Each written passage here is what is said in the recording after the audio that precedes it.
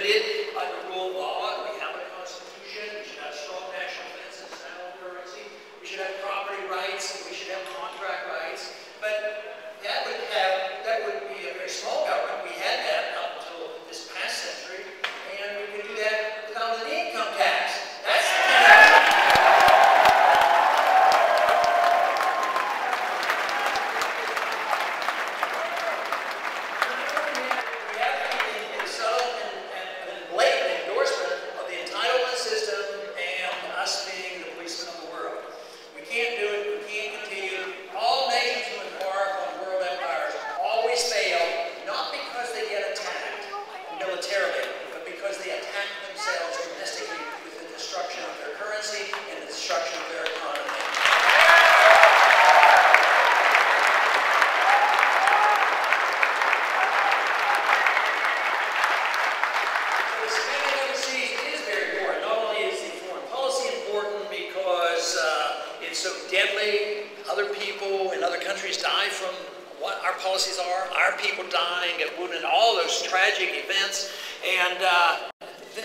but it's also a big economic issue. The last 10 years, essentially $4 trillion added to our national debt for the wars that we've fought.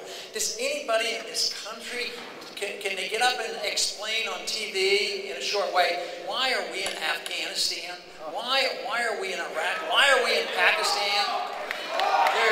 There's no good reason. They can give you a few bad reasons and a lot of bad reasons and untruthful reasons when they build up the war fever and get the people to endorse in the Congress to vote for this. But right now, the war fever is beating the drums for a move not to get those troops home, but they're beating the war drums to go into Syria, which we're already in partially.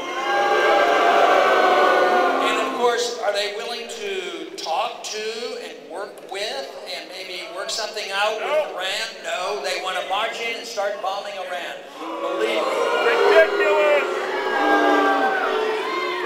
These are very bad ideas, and the American people are now on our side because about 70-some% of the American people said, get out of Afghanistan and bring these troops home.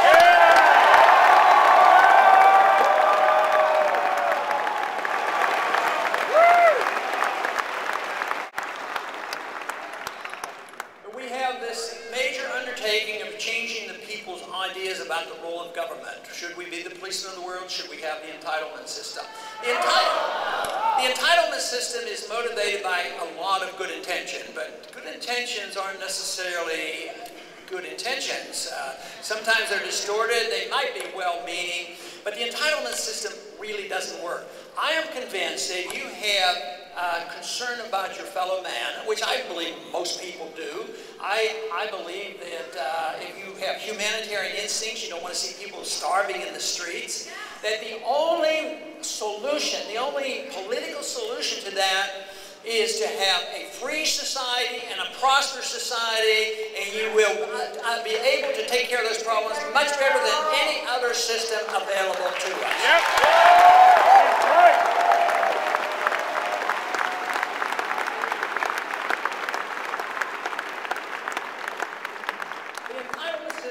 Obviously sold on, well, there's always the poor, and we have to take care of the poor. We don't want anybody not to have a house, not to have free medical care, not to have free education. And, okay, that's right, there's some that are always needed. But, you know, if you subsidize something, you get a lot more of it. But it never solves the problem. Take the housing efforts. It's been going on for a long time, especially before the housing bubble collapsed. The whole idea was to make sure that everybody could afford a house. So they create money out of thin air, and then they have government formative programs that say, you can't deny anybody a loan, make bad loans, just give everybody a house. And it seemed to be so wonderful because people would get their houses and the value of the house would go up and they'd borrow more money. It would look like a cash cow. But that was supposed to help the poor people. But who made the money when the bubble was being blown up? Fannie Mae and Freddie Mac and insurance companies and building companies. Goldman Sachs of the world, they were making all this money. And then when the predictable bubble burst and there was a collapse, what happened? Oh yes, there was hollering and screaming, something has to come, Congress has to bail them out. But who got bailed out? The wealthy, the people who made all the money off the system, they got trillions of dollars of bailout, both from the Congress as well as from the Federal Reserve. So what happened to the people that were supposed to be helped with the entitlement system? They lost their jobs and they lost their houses.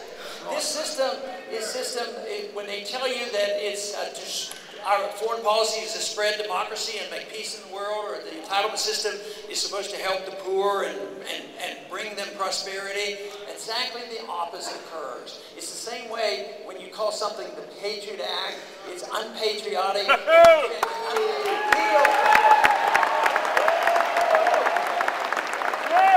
right. So the entitlement system does not work, and is very biased and slanted. Now, this system is very unfair, because if you undermine the value of a currency, if you just separate that from everything else, if you undermine the value of the currency, you just print more, dilute the value of the money, there is a systematic transfer of wealth from the middle class to the wealthy.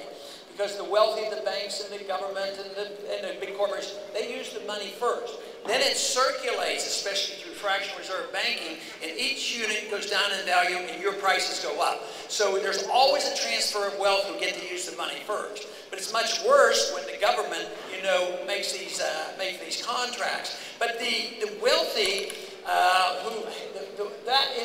group of people, and sometimes it's referred to the 99 and 1, and say, well, at 1%, they're the evil monsters and all. But I break the 1% or the 2%, I break them in two sections. One, the honest people who made money by providing a good product for us, and we made them wealthy.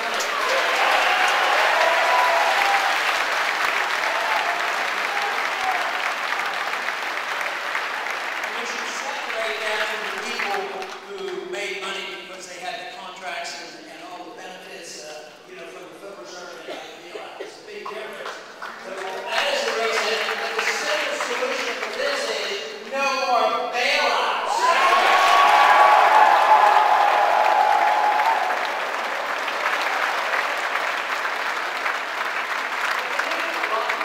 Confidence in ourselves and understanding the free market system. When the Depression hit, there was a change philosophically. It was the Keynesian interventionist economic system that took over. So the spin then was, as it continues today, is that we had the Depression because we had capitalism and we had the gold standard. And this was untrue. They got the blame, and that ushered in the big age of Keynesian economics. Today they're doing the same thing. They claim the unregulated free markets that gave us this. But the many problems, whether it was the Fannie Mae's and the Freddie Macs and the intervention and the Federal Reserve, those weren't free markets. Free markets require people to work hard and save money and put it in the bank, and interest rates were regulated by the marketplace.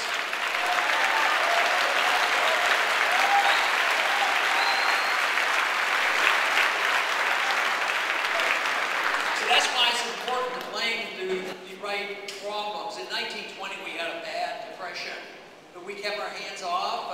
Mistakes made by the manipulation of money and credit during World War I. But the motivation to bail out anybody in 1920, 21 wasn't there, and it was over in a year, and we don't even really study that in history anymore, because we liquidated, got rid of the mistakes, and get rid of the debt, and we went back to working again.